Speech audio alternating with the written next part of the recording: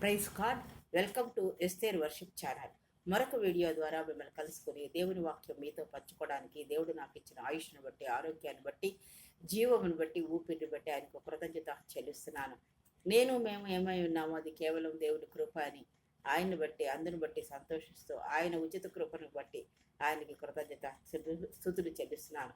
మీరు నన్ను ఎంతగానో ప్రోత్సాహపరుస్తూ, బలపరుస్తూ, ఆదరిస్తూ నడిపిస్తున్నందుకు మీ అందరికీ నా వందనాలు తెలియజేస్తున్నాను.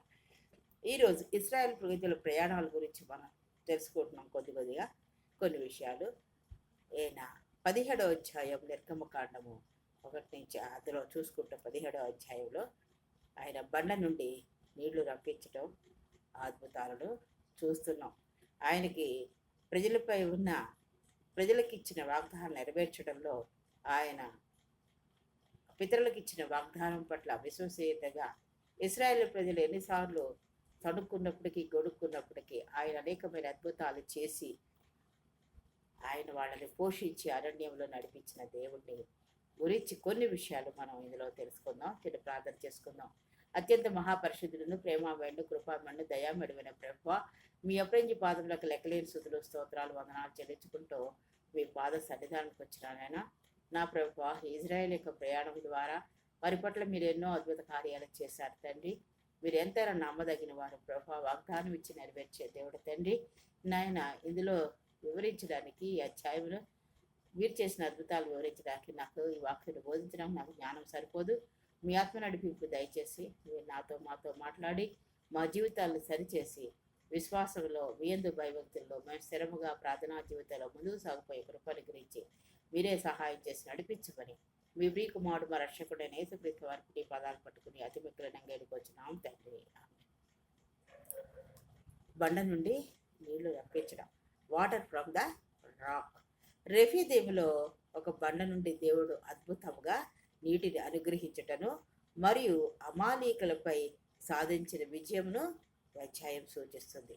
ఇది దేవుని యొక్క విశ్వాస ప్రజలపై, అంటే వాగ్దానం పితరులపై ఉన్న విశ్వసనీయత ఉన్నప్పటికీ ఇశ్రాయేలులో విశ్వాసం కొరబడిందని స్పష్టం చేస్తుంది. దేవుడు ఎన్ని కార్యాలు ఆయన వాగ్దానం ఇచ్చి నెరవేరుస్తున్నప్పటికీ కూడా ఇశ్రాయేల్లో విశ్వాసం తగ్గిపోతున్నట్లుగా, ఇది తగ్గినట్లుగా స్పష్టంగా చూస్తున్నాం.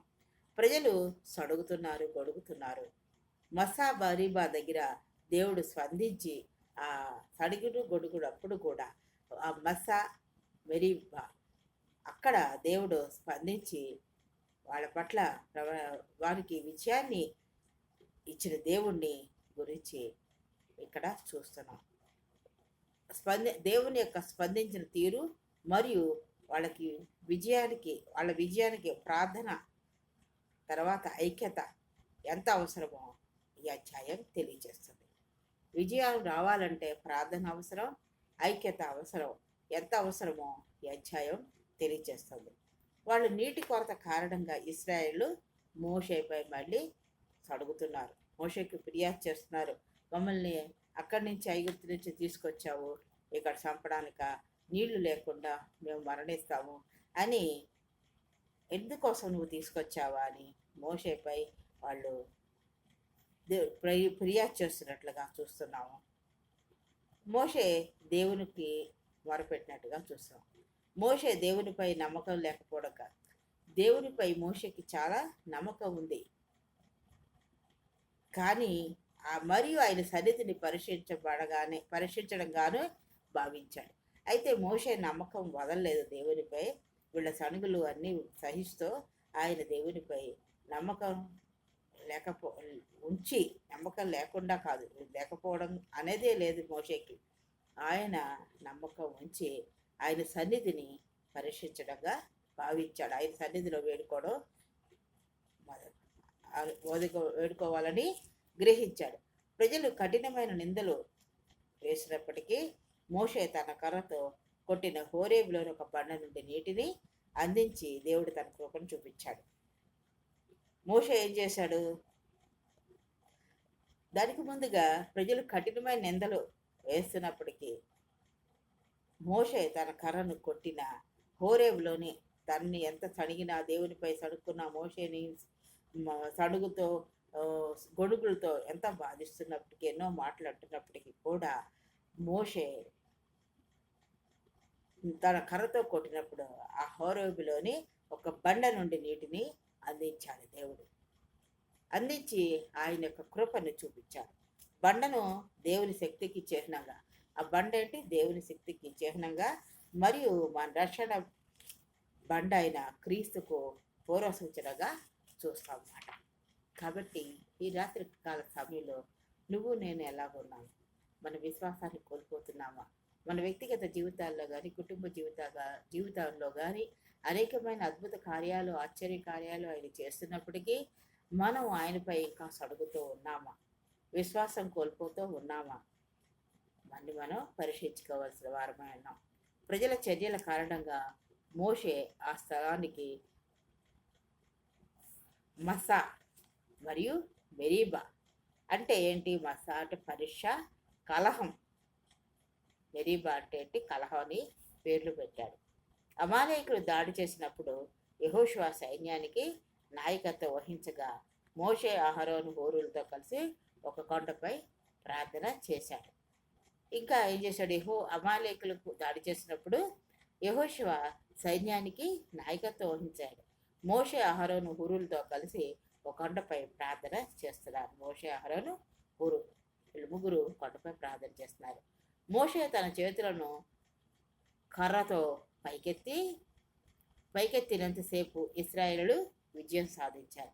మోషే తన చేతులు పైకెత్తి అంతసేపు కూడా ఇశ్రాయేలీలు విజయం సాధించారు. అంటే ఎంత ప్రార్థన చేస్తున్నప్పుడు విజయం పొందుతూనే ఉన్నారు. చేతులు ఎత్తి ప్రార్థన చేస్తున్నప్పుడు విజయం సాధిస్తున్నారు. అతను అలసిపోయి చేతులు దించినప్పుడు అహరోను మరియు హూరు అతనికి చేతులను పైకెత్తారు. ఎంతసేపు అలా చేతులెత్తి ప్రార్థన చేసి అలసిపోతున్నప్పుడు అతను చేతులు దింపుతున్నప్పుడు ఎవరు? అహరోను మరియు హూరు అతని చేతులను పైకెత్తి సహాయం చేశారన్నమాట. ఆ మోషే చేతులు పైకెత్తి ప్రార్థించడానికి సహాయం చేశారు. విజయం తర్వాత మోషే దేవుడు తమ సంరక్షకుడు మరియు రక్షకులను సూచిస్తూ యెహోవా నా జెండా, యెహోవా నిస్సి అని పేరుతో ఒక బలిపీఠాన్ని నిర్మించాడు. ఎప్పుడైతే విజయం వచ్చిందో అలాగా వాళ్ళపై విజయం వచ్చినప్పుడు ఏం చేశాడు? మోషే పేరు పెట్టాడట. దేవుడు సంరక్షకుడని మరియు రక్షకుడని సూచిస్తూ ఒక జెండా, యెహోవా నా జెండా అని, యెహోవా నిస్సి అనే పేర్లతో ఒక బలిపీఠాన్ని కట్టినట్టుగా మనం చూస్తాం. మరి మన జీవితంలో ప్రార్థనతో విజయం సాధించినప్పుడు దేవుణ్ణి ఆరాధిస్తున్నామా? దేవుణ్ణి స్తుతిస్తున్నామా? దేవుణ్ణి మహింపరుస్తున్నామా? కృతజ్ఞత కలిగి ఉంటున్నామా? ఇతరులకు మన సాక్ష్యాన్ని చెప్తున్నామా? మరి దేవుడు మనకు విజయం ఇచ్చేవాడు, మన సంరక్షకుడు, పోషకుడు, ఆయనే మనకు విజయం ఇస్తాడు అని మనము స్తుతి ఆధార చేస్తూ దేవుణ్ణి మహింపరుస్తున్నామా? మనం పరీక్షించుకోవాలి. అలాగే క్లిష్ట సమయాల్లో లేకపోతే సంక్షోభ సమయాల్లో ఇతరులను నిందించకూడదని మనకి అధ్యాయం హెచ్చరిస్తోంది. దేవుని వైపు చూడాలని, దేవునిపై ఆధారపడాలని ప్రోత్సహిస్తుంది. దేవుని సహాయం కోసం ఎదురు చూడాలని మనకి ఈ అధ్యాయం నేర్పుతోంది. నాయకులు తమ ప్రయత్నాలను కొనసాగించడానికి మద్దతు అవసరమని అమాలేకులతో జరిగిన యుద్ధం స్పష్టం చేస్తుంది. నాయకులకి ఏం కావాలి? తమ ప్రయత్నాలు. ఇప్పుడు మోషే ఎలా ప్రార్థన చేస్తున్నప్పుడు, చేతులెత్తి ప్రార్థన చేస్తున్నప్పుడు అహరోను హూరు ఎలాగా చేతులు ఎత్తడానికి ఎత్తడానికి సహాయం చేశారో అలాగ మద్దతు అవసరమని, తమ ప్రయత్నాలు కొనసాగించిన మద్దతు అవసరమని అమాలేకులకు జరిగిన యుద్ధం మనకి స్పష్టం చేస్తుంది.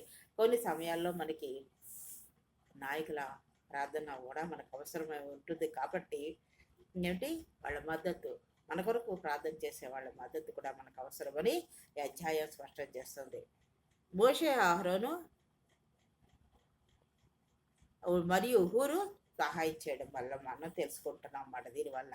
కాబట్టి మానవ బలహీనతలు మనం కలిగి ఆయన సడుగుతూ గొడుగుతూ ఉన్నప్పటికీ కూడా దేవుడు అద్భుత కార్యం చేయలే ఉన్నాడు. మన పరీక్షిస్తాడు, పరిశోధిస్తాడు. మనకి ఆయన సహాయం చేయకుండా ఉండడు. దేవుడు బలానికి మనకి ఆత్మ సంరక్షణ ఒక మధ్య ఏంటి, ఒక సంరక్షణ ఉంటుంది అన్నమాట. దేవుని బలానికి మనకి మధ్య ఉన్న సంఘర్షణ, ఇది జరుగుతుందా లేదా, ఇది చేయగలడా దేవుడు, ఇది చేస్తాడా, అన్నిట్లా కాదు, ఇది చాలా పెద్ద సమస్య అని మన సందిగ్ధంలో ఒక సంఘర్షణలో కొట్టుకుపోతూ ఉంటాం. కానీ దేవుని బలానికి దేవుని శక్తికి ఏది అసాధ్యమైంది లేదు. దేవుడు సహనం చూపుతాడు. మనం ఎన్నిసార్లు సడుకుంటున్నా ఆయన చేయట్లేదని ఆయనపై అవిశ్వాసం చూపుతున్నప్పటికీ కూడా మనని కాపాడి మన సంరక్షించి మన పోషించి మనకి ఆయన ఆ ఆదరణ జయమిచ్చే దేవుడుగా ఉంటాడు. జయమిచ్చే దేవుడు మన దేవుడు, ఆయన జయాన్ని ఇస్తాడు.